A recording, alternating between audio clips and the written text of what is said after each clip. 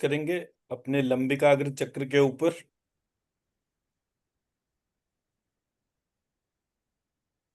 लंबी गहरी सांस लेंगे, नाक से नाभि तक, नाभि से नाक तक।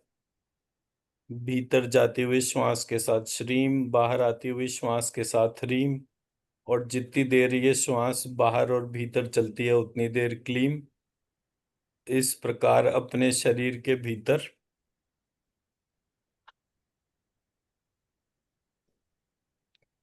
महासरस्वती या महाविद्या का ध्यान करेंगे, जो हमारे 9 चक्रास में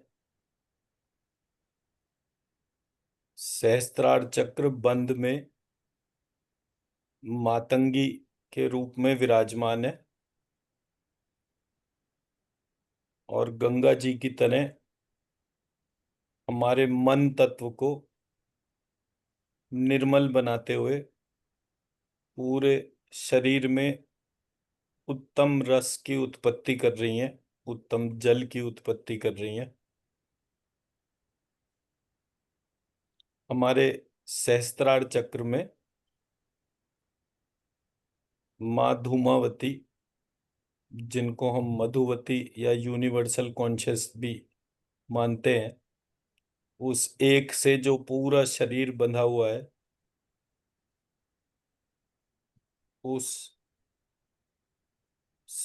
शरीर के संपूर्ण पार्ट्स को जो मधु के समान यूजफुल बना रही हैं, वो धूमावती हमारे सहस्त्रार चक्र में जागृत हुई हैं।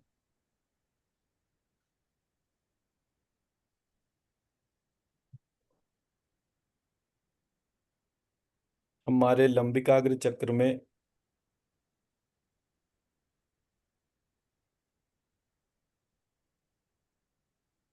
काली, जिनको सत्य सती भी कहते हैं, वो हमारे लंबिकाग्र चक्र में सत्य की अधिष्ठात्री के रूप में विराजमान है।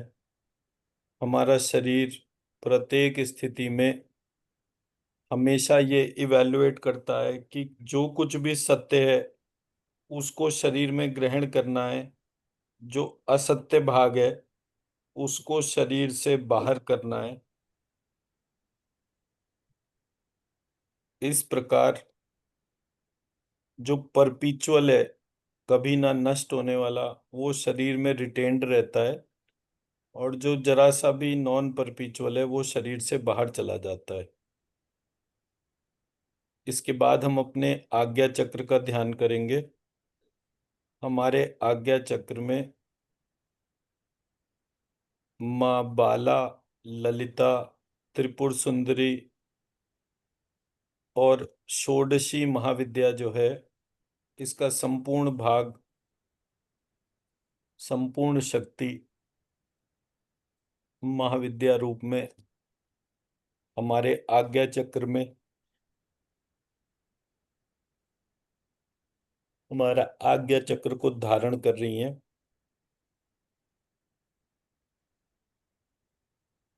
इस प्रकार हमारे मूलाधार चक्र में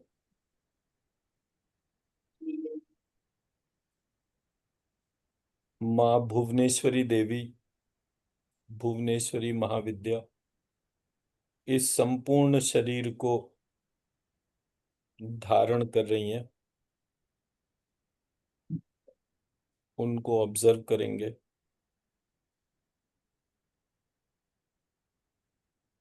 फिर हमारे विशुद्धि चक्र में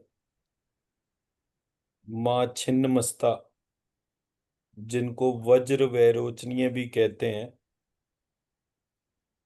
वो महाविद्या जो ईड़ा, पिंगला, सुषुम्ना को धारण करती हैं, उस महाविद्या को, जो संपूर्ण शरीर में संतुलन बनाती हैं।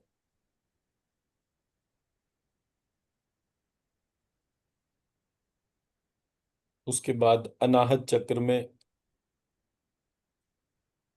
माँ भैरवी को ध्यान करेंगे, जिनकी वजह से इस अखिल ब्रह्मांड में पहली बार अन्न की उत्पत्ति हुई। और उस अन्न को धारण करके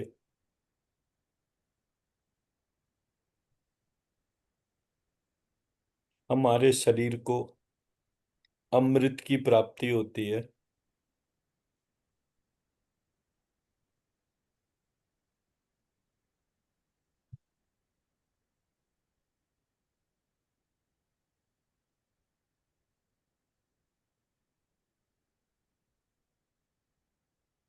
इसके बाद हम अपने स्वादिष्ठान चक्र का ध्यान करते हैं। हमारे स्वादिष्ठान चक्र में कमला महाविद्या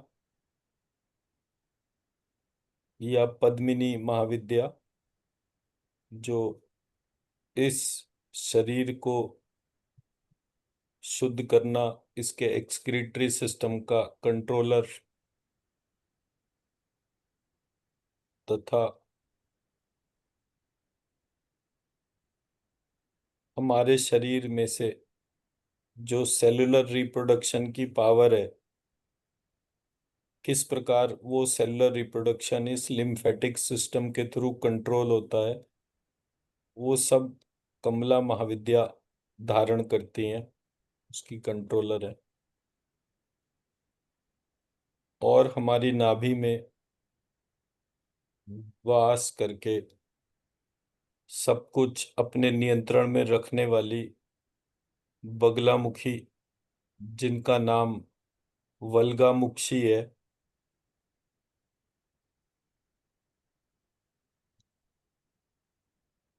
उन येलो कलर की वल्गामुक्षी को ध्यान करते हुए उन्हें अपने शरीर की गॉडेस ऑफ इम्यूनिटी मानेंगे, जो प्रत्येक स्थिति में हर प्रकार के इन्फेक्शन से, हर एक वस्तु से,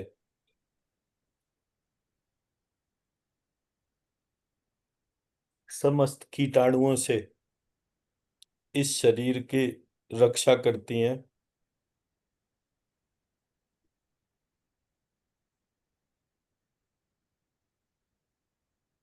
इस शरीर को धारण करती हैं। उनको ध्यान करते हुए इन 9 महाविद्याओं को 9 चक्रों में, प्रत्येक चक्र में विद्या या सरस्वती रूप में, बुद्धि या इंटेलिजेंस रूप में इसको धारण करते हुए महसूस करेंगे, इनका अभिवादन करेंगे, थैंक्स गिविंग करेंगे कि ये इतनी अच्छी तरह से सब लोग अपना अपना कार्य कर रही हैं। अरबों खरबों वर्ष तक कभी भी इस ब्रह्मांड में कोई दिक्कत नहीं आती है।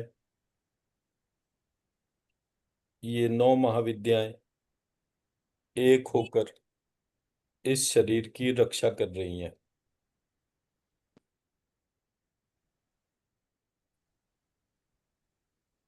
इस प्रक्रिया से,